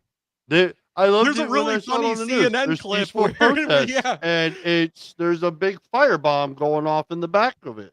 that was funny. Um, He's like, yeah, it's mostly peaceful here as a big flame comes out from a bomb going off. I mean, and they burnt down. They burnt down small businesses, which they're Well, sitting there. and a lot of it wasn't even based. Well, and it goes back before that. 2014, they did the same thing in Missouri, and with the hands up, don't shoot. Yeah. They had the riots out there, but the one that makes me really mad is Breonna Taylor, because they were assaulting people in Washington D.C. They were assaulting people over that, and the whole thing was a lie. It was all fabricated. What happened to Wait, Breonna what Taylor about what is Breonna Taylor very- was a lie? She was shot in her own apartment doing Yeah. nothing. hang on. Well, she was So standing the next full to the story guy of that Breonna shot him. Taylor. No, she was in bed. She was No, shot she in her. wasn't. No, she wasn't. She Hang wasn't. on. That's the lie. Since we brought it up, so the whole story of Breonna Taylor, the cops came with a no-knock warrant looking for an ex-boyfriend of Breonna Taylor's that registered that address. They were coming to look. Her current boyfriend did not realize the cops came in and decided just to open fire instead of saying anything. It was he shot first, they shot first, second. That's what happened. What happened sucks. Okay. It was a shitty mess. But Ryan, details matter too. Yes. They Yes, and the had fact a that they wear a no-knock dark warrant. complexion means we're not talking about the Second Amendment, and thus we're on the police's side. I'm That doesn't talking matter. about a situation I'm not in talking general. about the Second Amendment here. What I'm talking about is that the one of the lies is that she was sleeping in bed when she was shot. She wasn't. She was in the hallway standing next to her boyfriend, who shot first at the police officers. They had a warrant that they didn't have to knock and announce themselves. They did knock and announce themselves. That's what woke them up, and how they ended up in the hallway when he shot. When they entered, they shot back. I don't understand how the fact that she was in a hallway versus in a bed versus she's in her That- house. it's- Hold on, she's in her house. A bunch of very loud people are coming in with guns for a reason that you can't understand, and she didn't have the gun. So how is she the person She who was was standing shot? next to the Unfortunately, person because with the where gun. she was standing, it was unfortunately Breonna Taylor was collateral damage, and I don't want to sound. I'm That's why- agreeing that's why that the this was only an person- unfortunate situation. It is Yeah, a very the only unfortunate person that got situation. indicted for that was one officer who had stray bullets, and it wasn't even for Breonna Taylor. It was because it went through the wall and came close to hitting somebody in another apartment.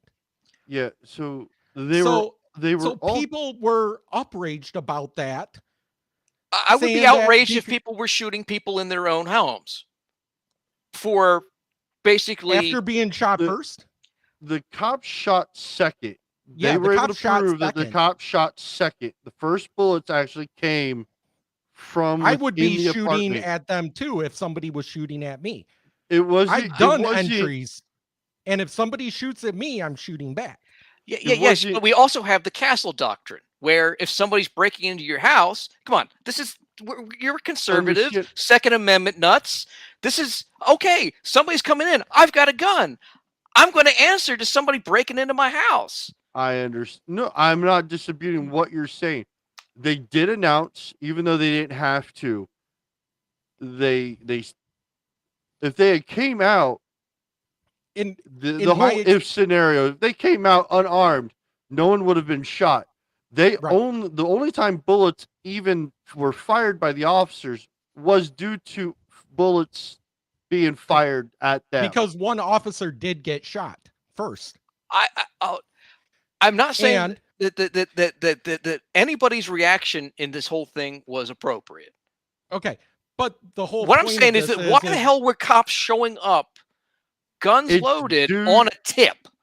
it wasn't a tip, was they had a due warrant. to they had a No. warrant. Never mind a warrant. Never mind a tip. What required a SWAT team? Because it was a warrant. Because of her ex-boyfriend's name, he was an ex-convict and he was already labeled and in Yeah, such a way they needed a SWAT every team. time I've done a forced entry on a warrant, you enter with firearms. No, I agree that there are situations that require It- an armed team, unannounced, but And in it- my it thought, was it probably would have been safer if they hadn't announced and woken them up first. or They might have been able to surprise them. here And here's a weird thought. At least make sure that that person is in the building and has been reported as being in that building in the last 24 hours. but that's No, not how you're a not warrant wrong. works. I know it's not how it works, but they were going off information that they had. That which was basically it means was, that every person in America should be quaking in our boots because all we need is one shitty report to be looking at the Oh, down the no, barrel no, of that an was M4 because was somebody after- thought that my ex-girlfriend lived here. No, it wasn't one report. It wasn't one tip. You look at the police records and what was said in pretrial. They had months of documentation that she was receiving packages there, that ex-boyfriend was staying there, that he wasn't there that night, but he was staying there. at So- a time. So by the time the no-knock warrant was finally issued, the Right. ex-boyfriend actually had vacated. That piece of information was never known until after the fact, and that is the unfortunate situation. But you have people getting assaulted from gangs of people, of rioters over this. You that are trying to have dinner, and hordes of people are running up to them yelling, "Say her name," and pushing them down and assaulting them while they're trying to have dinner. There's videos of that. Well, I'm not trying to excuse poor behavior, but just like we can kind of acknowledge that mistakes were made on the entering and mistakes were made on the I'm going to take a shot at cops. You have to understand that if you believe that you are in danger in your own home, because all it takes is one misfiled report and you're looking down an armed squad showing up, heaven knows, head of the night, and you don't know if you are going to be the next whatever it is. That's freaking scary. That's terrifying. That is something that people, if they really felt genuinely threatened, and there's nothing for us to be able to tell these people that they aren't genuinely threatened. What's your answer? That we just shut up and take it? Well, my issue is with the reporting of it. That The had they reporting put out was- the actual facts rather than putting out misinformation on it. They did the same thing in Kenosha with the Jacob Blake. They put out misinformation on that caused the riots in Kenosha. Which ended up with Rittenhouse. Rittenhouse, whether you believe he should have been there or not is regardless. If the media had put out the correct facts or even held off until the facts came out before putting that out, that's my thing is people are so quick to jump on, oh, this is my side. It's not a conservative side. I hear you on that. The actually. Democrats do that just as much. People That's it. do People. that. People do it. I And will it's agree with people. And it's an us versus them mentality. I have this mentality because I was in college and I had to pretend I wasn't conservative to make it through college without getting failed out of classes. And as a member of law enforcement, you have a very different knowledge, understanding, emotional frame for all of these situations. You looking at it as I am a police officer trying to protect the public, and these are the steps that I would take. And I'm trying to look at it as I'm just kind of sitting in my bed and a door gets knocked over, and I'm worried about, am I going to get shot in my bed? Which is two different things, different sets of facts.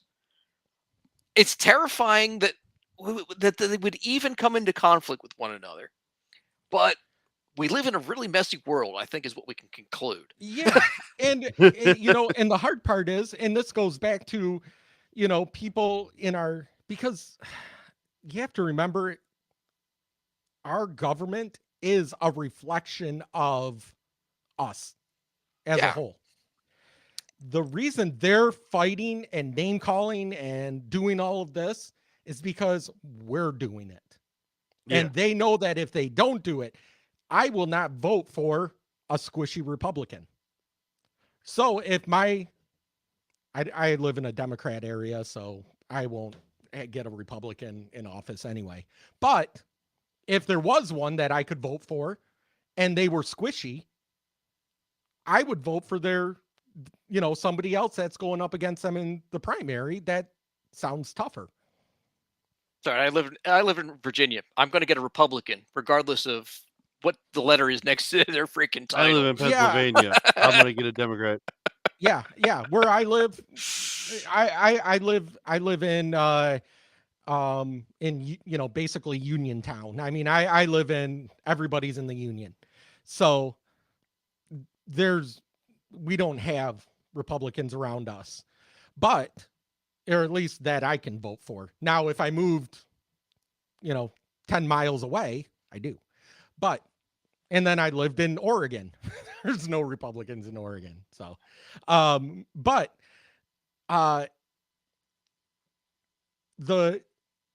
thing is, so you have the Democrats in office that are moving more vocally left towards like AOC type of stuff. Even Joe Biden, everyone, when he was running, people were saying, oh, he's a moderate, he's a centralist. Joe Biden is basically a wave. He's a surfer that rides whatever wave he thinks. He's a Jeff Dunham puppet. I swear to God, it's Walter in Life Size Farm. But he rides whatever wave he thinks. Can I just interrupt to agree with that guy? He does look like Walter, though, I will say. Well, no, and he is what, it's not even like, you can't even call it like a centralist. He's a surfer. And a lot of the politicians are surfers. They have the spine and the fortitude of an invertebrate. Right. And that the reason why they have to be that is because, now this gets back, I'm circling back to where I started with the districts are too damn big. The only way that somebody could get elected in a district with millions of people in it is if they are everything to everybody, which means that they're nothing to anybody. Right.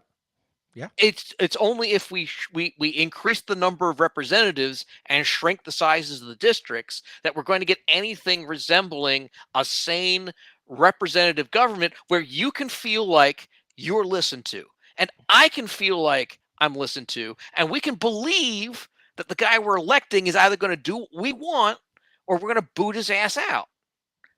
I'm with you, man.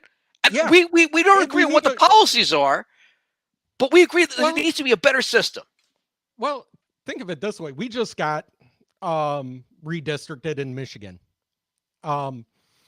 And my previous district, my community, when I talk about the Republicans or something, my township, my community, like what's really close to me is conservative. We're out in the country. We're farmers. Okay. But because our district is with the bigger city that's south of us, we don't have any say in anything. Now, they redistricted us. And I thought, when I saw the map from afar, I'm like, ooh, they changed it so we're no longer with Saginaw, and that we're going to be with Alpena and up north, where I can actually vote and get a Republican in. it would be the same Republican that's up there anyway that always gets in, but at least I'd have a say. Sure. You're on the winning Um, team. Yeah. Yeah, I'm on the winning team for once. And then I zoom in, and it's like, no, right where my township is, they make this little this little tiny sliver of a cutout. And I'm going, why? They couldn't just take it straight across. No, it's like straight across, but they had to make this little sliver of a cutout for my township. Nice. Dude, I feel you, man. Oh, that I'm just. like, are you kidding me? Oh. Oh, I'm so mad. But I'm sure. And you're But- mad because but you it feel like comes- you're not heard. well, yeah. And the thing is, and I agree what you're saying. We have everybody, okay, it's an election year, so everybody, left, right, and center, is talking about gerrymandering. The left is gerrymandering. The right in Florida, they're gerrymandering. Michigan's gerrymandering. That's a big, there's a court case right now about the districts. There's a court case everywhere. Pennsylvania's going through that whole right now with them redoing everybody. it. So, and it doesn't matter. It's whoever's in charge at the time is going to gerrymander it for their party. I mean, that's, Yeah. but I agree with you. Make the district smaller. The point, going back to the founding fathers, was that the federal government would have the least amount of power. We should do it back states to would the way the have founding more. fathers did it, but with the presidency. Because technically the president didn't choose the vice president. The vice president was the loser. And the other So- wrinkle was that the Senate was not directly elected. They They were were- elected by the state government. Yep. I want to say that was the 40s that we changed that. Yeah. And the government hasn't made sense since. And I think we should have never changed that, because the point is that the lower, the House represented the people, the Senate represented the state. The state. Instead, we have the Senate representing the people, but on a state level. So again, you take Michigan. Well, Michigan, during the 2020 election, we had a Democrat governor. We still have a Democrat governor, but we have a Republican Senate and legislator in Michigan. So thankfully, very little gets done in Michigan. I'm a fan when nothing gets done. So I'm a fan of gridlock. That's why I love filibusters on both sides. I love when nothing gets done. I think, again, the least I'm more amount of to get a- done. Leave I'm more of- everything alone. Guy, where it's kind of weird because in my ideal, government would be so competent and it would do what it's to do in such a way that you kind of forget that it's there. But you want the Yeah, same that would thing, be but awesome. with a different mechanism.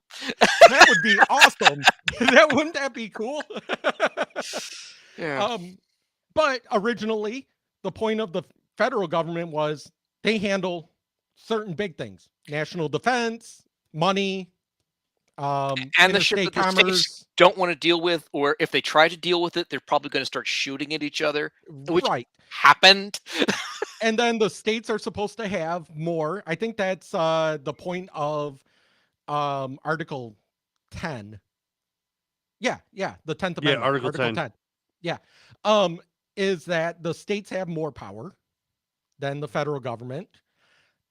And in an ideal world, the counties, townships, whatever, cities have more power than the states. They can enact more laws.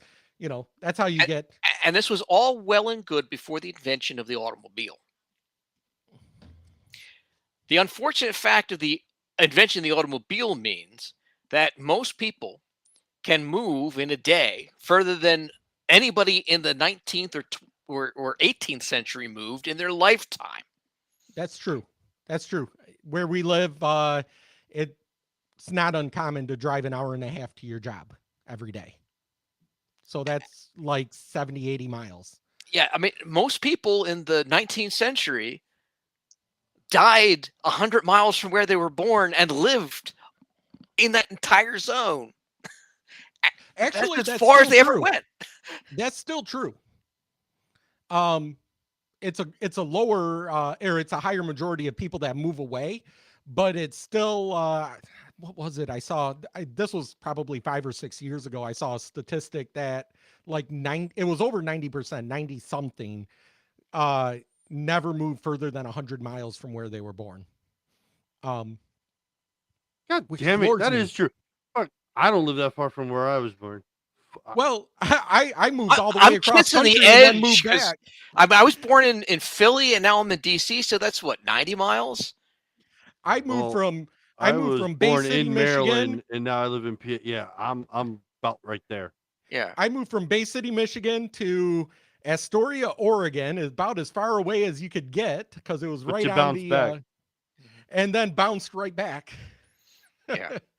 So what we need to do is take a mob hit on Henry Ford. So if anybody invents a time machine, screw Hitler. If you kill Henry Ford, then the world will make sense. Yeah, but I Hitler don't wouldn't know. I have mean, any you tanks got the then. Dodge brothers. Exactly. Yeah, there we go. There we go. Oh, but we wouldn't have Kingsford charcoal. Damn it. But we would have wood fire. We would. We could still make our own coal. It just wouldn't be charcoal. Yeah, but you only need charcoal because you need to pack it into your car Yeah, that's true. for a Sunday drive. If you're just true. grilling, you don't need charcoal. I That's use true. wood. I use an open fire wood. Oh. Okay, so we need to get on that that time machine. So now that we're Hey, an hour speaking and of time 50 machine, has minutes, anybody watched the Adam Project yet? no, I've been wanting to see that, but I want to watch it with my son. Oh my god, it is a fantastic movie. Oh, you got to watch it. Time machines are in this. Because I have a man crush on Ryan Reynolds. Everybody is a man. I know. My Even wife Sean thinks it's does. weird. My wife thinks it's weird, and I'm like, I guarantee, yeah, if you poll 1,000 guys, over 900 of us would say we'd go gay for Ryan Reynolds.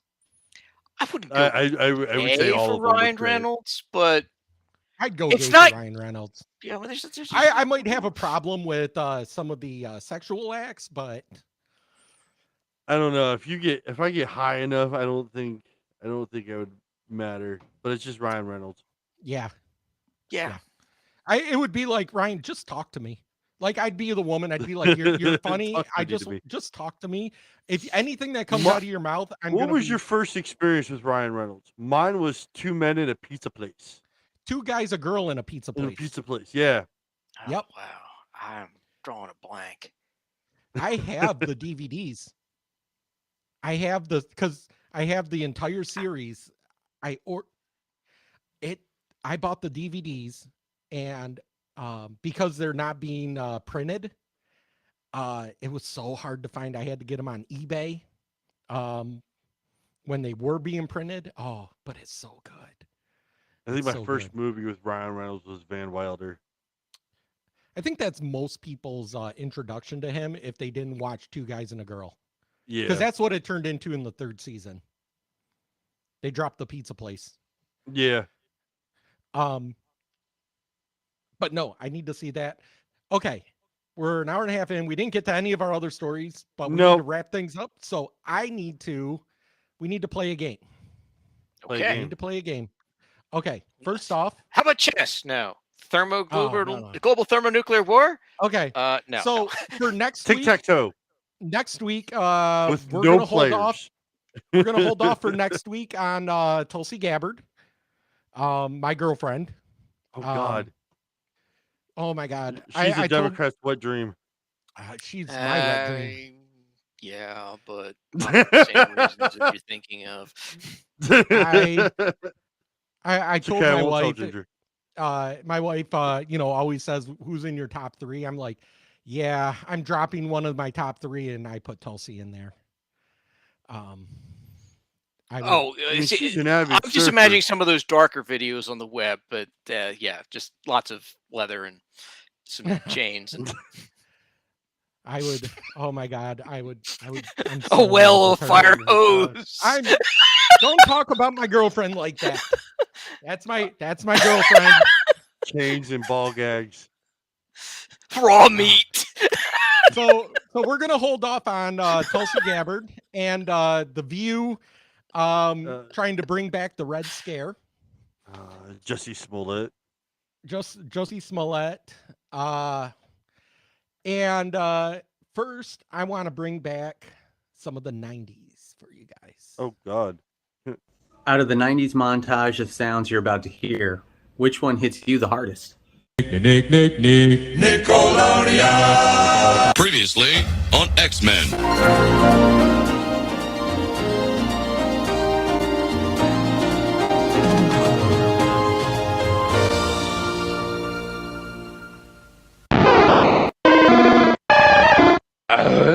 It's time to kick ass and chew bubble gum. Gum. And I'm all out of gum.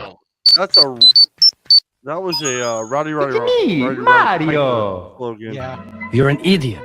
I love Ren and Stimpy. Oh, Horrors. Oh, I love it.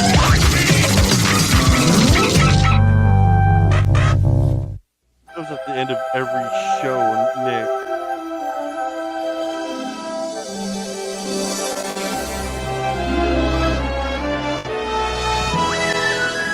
Every Sunday night. Yeah, baby. That was Mike late. Myers when at his prime. I did not have sexual relations with that woman. You slammed her, you dumped her donut, you gave her dog a sausage, you stuffed her like a Thanksgiving turkey.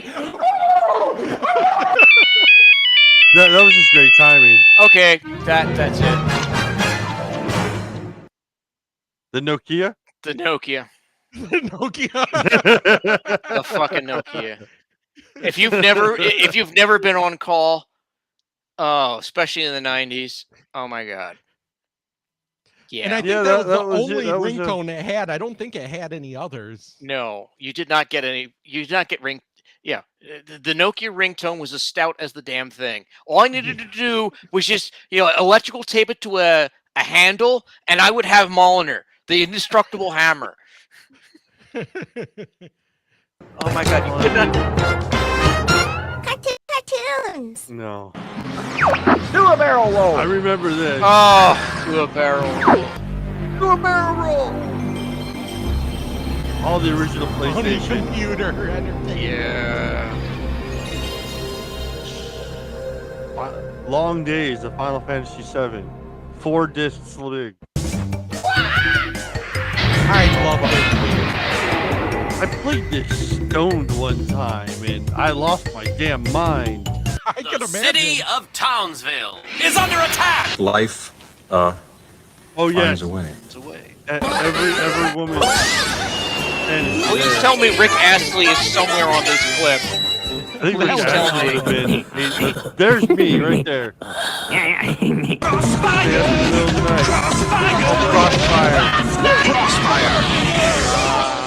Really laughing 80s games. Oh man. Okay. Hey, speaking of Okay, Ninja so Turtles, that is my lead up. Okay, go ahead and talk while I bring this up. speaking of Ninja Turtles, I saw that Konami is bringing out a one of those television games with all of the Ninja Turtle games on it.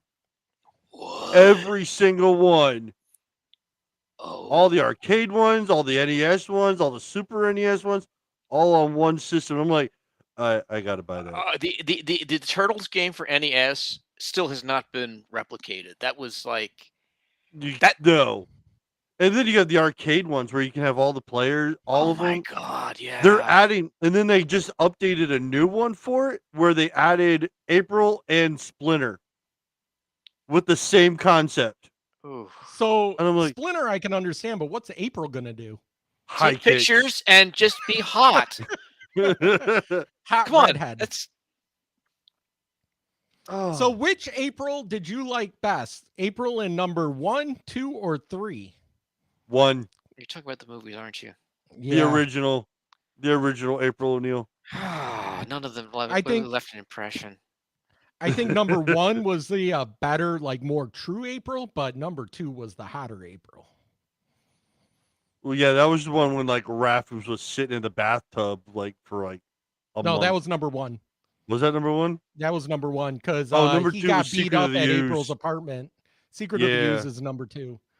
Okay, so There were 9 this one items. I'm not going to explain what it is, but There are 9 items in your list. 9 items to choose from. We have Frasier, Star Trek, Biden, Scooby Doo, Joe Rogan, Bar Rescue, Batman, dinners, drive-ins and dives, and Trump. Diners, drive-ins, Diners. and dives. I go to bed to Okay, diners. I so- love that show.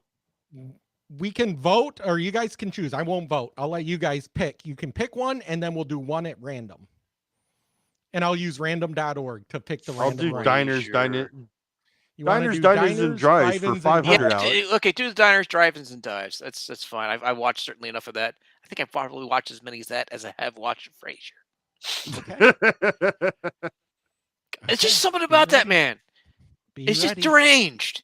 But I was you, just about it's to like a watch car. over 1,000 hours of diners, drive-ins, and dives, and then asked it to write a diners, drive-ins, and dives episode of its own. Here is Oh, the first no. page. Oh, Diners, God. drive-ins, and dives. Interior parking lot. Guy Fieri sits in a convertible. He looks like America. Guy Fieri. I'm Guy Fieri, and there's nothing you can do about it. Today, I'm eating it all. Guy takes a bite out of his hair. Interior, diner's kitchen. Guy and the chef stand in a kitchen. Guy has 3 pairs of sunglasses on. The sun can't get him. Guy Fieri. Prove to me you can panini. The chef starts boiling a pot of milk. He's scared. Chef, Flavortown is near. Guy points at an onion with his slippery finger. Guy Fieri. That's one ugly clam. Interior, diner's eating room. Customer sits and eats a cup of mustard. Guy sits down without asking. Guy Fieri. I will live as food. I am food. Customer. Be a pie. Guy acts like a pie. The customers aren't concerned. Guy Fieri. I am Pie Fieri. It is my birthday. The chef comes out of the kitchen with a cake for Guy. Guy Fieri continued. The clams just keep getting uglier. Flavortown is near. I hate those. I hate Oh my those with God. passion. What? The Why? AI Why'd you software. do that? So what this is this is AI software that they fed scripts and speeches and stuff into to make its own based on AI. Yeah. What God, I didn't do Batman. you want to do Badly. Batman? No. Oh, come on. It's All the right. Just bell's about been to rung. watch over 1,000 hours of Batman movies and then asked it to write a Batman movie of its own. Here is the first page. Oh, God. Interior, 1,000 traditional hours of Batcave. Batman stands next to his Batmobile and uses his Bat computer. He's sometimes Bruce Wayne, sometimes Batman, all times orphan. Batman, this is now a safe city. I have punched a penguin into prison. Alfred, Batman's loyal battler, carries a tray of goth ham. Alfred, eat a dinner, mattress Wayne. An explosion explodes. The Joker and Two-Face enter the cave. Joker is a clown, but insane. Two-Face is a man, but attorney. Batman, no, it is Two-Face and One-Face. They hate me for being a bat. Batman throws Alfred at Two-Face. Two-Face flips Alfred like a coin. Alfred lands heads up, which means Two-Face goes home. Batman continued. It is just you and I, the Joker. Bat versus clown. Moral enemies. The Joker. I am such a freak, society is bad. You drink water, I drink anarchy. Batman. I drink bats just like a bat would. Batman looks around for his parents, but that's messed up. Batman looks around for his parents, but they are still dead. This makes him have anger. He fires a bat rocket. The Joker deflects it with his sixth sense of humor. A clowny power. A clownly power. The Joker. I have never followed a rule. That is my rule. Do you follow? I don't. Batman. Alfred, give birth to Robin. Alfred begins the process since it is his job. The Joker now has a present in his hand. He juggles it over to Batman. The Joker. Happy Bat Day, Birthman. Batman opens the present since he's a good guy. It contains a coupon for new parents, but is expired. This is a Joker joke. Every day we stray further from God's light. God's light. Fuck. God just turned off the light. What are you talking about? Oh my God. Someone get the darkness on the way out. Jesus. Oh my god. Here, Batman. Here's a coupon for new parents. Oh, that's so terrible. Alfred, go birth Robin. How is Alfred gonna birth Robin? How did they flip Alfred? As a coin. He flips Alfred and he lands heads up. It would have hurt if he landed heads down. Boink. Oh man. Well, how would they determine if it was tails? I mean, does his ass fly in the air or something? Yeah, no, he literally lands on his head, feet up. That's why I said boink. Oh my god. All right, let's get this show ended. Oh my god, I don't think I can take anymore. So Oh, again, we're doing we're doing some more next week. Oh god. All right, everyone. Thank you for joining us. This has been episode 30 of Fire Talk Radio. Again, website is firetalkradio.com. Our email address is firetalknetwork@gmail.com. If you want to leave us a voicemail, it's 814-380-9820. If you have questions or want to just figure out what we're talking about half the time, please just leave us a voicemail. It will enter the show somehow in some way. And again, we're live on YouTube every Monday We might night. use predictive text. Oh, Jesus. All right, Sean, you want to land us? Alrighty, folks. Please put your seat backs in the upright position, or is it your seat backs up and your tray tables in the? Anyway, the stewardess will be around to collect the last few items, and please just ignore the horse sounds coming from the cargo bay as we're coming in. Anyway, thank you. I know you have a lot of choices when it comes to your comes to traveling, and we're glad you chose Fire Talk Theater. And anyway, we'll be settling down and have a great rest of your flight. We can only count to four. We can only count to four. We can only count to four.